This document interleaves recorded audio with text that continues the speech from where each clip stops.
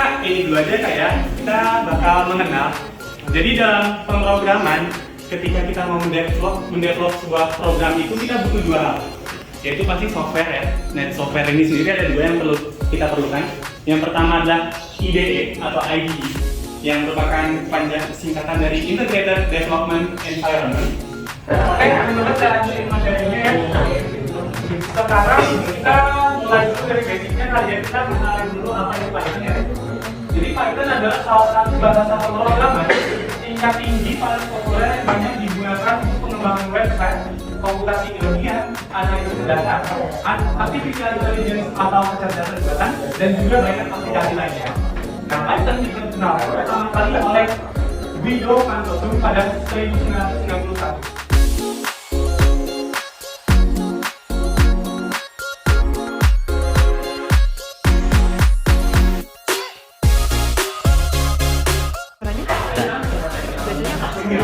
Disiplinnya. Iya,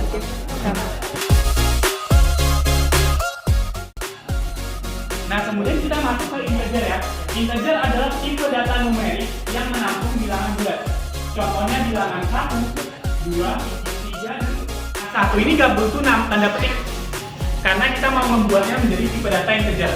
Tapi kalau kita gunakan tanda petik, misalnya tanda petik 1, terus tanda petik lagi, itu dia masuknya ke tipe data string. Meskipun 1 ini adalah, terus ada tanda kurang yang menggunakan tanda string pada keyboard, itu gunanya untuk mengurangi dua operan. Terus kemudian ada tanda bintang, itu gunanya untuk mengkalikan kedua operan. Terus kemudian ada tanda slash itu untuk membagi operan pertama dengan operan kedua.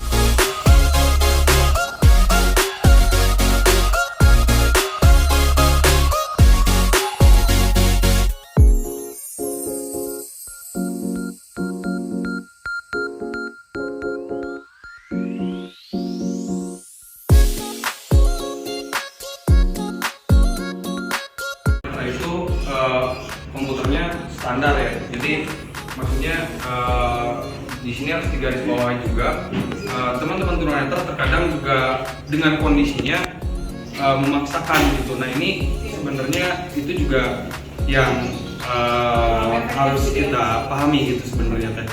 Gitu. Jadi komputer itu ya tetap komputer teh dimanapun. Kalau ada error atau apapun itu balik lagi human error sebenarnya. Jadi justru saya sangat berterima kasih banyak dengan hal ini, dengan kegiatan ini, karena sebelumnya kami di Jawa Barat belum pernah ada pelatihan yang mengarah ke pemrograman ya. Kalau Jakarta tingkatnya mungkin sudah banyak, dan justru ini yang pertama kali dari pihak Telkom untuk mengadakan kegiatan pelatihan bahasa pemrograman yang menurut saya tepat karena mengambil Python itu yang sangat bisa dipahami oleh semua kalangan, dan itu ya bagi saya luar biasa Telkom untuk hal ini.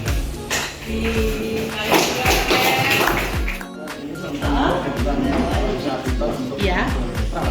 Juga ya, untuk bekerja atau untuk mengajar ya ke muridnya. Jadi yang belajar ini sebetulnya harus memahami itu. Ya memang sih pelatihan itu harus dilakukan secara berulang-ulang gitu ya, supaya memahami. Sampai itu juga ya harus ada inilah suatu pedoman untuk orang tunanetra ya. Buku itulah pelajaran itu tolong dibrailekan, harus dibrailekan itu lebih baik kan ya, untuk pegangan gitu. Jadi supaya betul-betul, terutama kan di dalam pelajaran ini dalam komputer banyak kan rumus-rumus gitu ya, terutama masalah matematika, aritmatika dan sebagainya. Nah itu supaya betul-betul dikuasai orang tunanetra, jadi harus harus ada sumber pegangan buku, terutama dalam huruf braille. Kalau hanya mendengar saja, misalnya taruhlah di WhatsApp, ya itu kalau memang sudah betul-betul dia paham mempelajari, sudah paham di bidang komputer, itu bisa saja gitu ya. Tapi yang penting ada sumber buku yang jadi pegangan untuk orang tunanetra. Seperti itu aja, seperti Quran Braille aja. Nggak mungkin hanya ditalar begitu saja gitu kan. Harus baca yang namanya pembacaan Quran Braille yang baik bagaimana. Seperti di dalam pelajaran ini juga harus ada gitu pegangan. Nanti sumber utamanya masalah ini buku-buku harus dibraillekan gitu. Itu aja untuk kedepannya gitu ya. Baik Pak. Itu aja. Oke, terima kasih ya Pak. Mungkin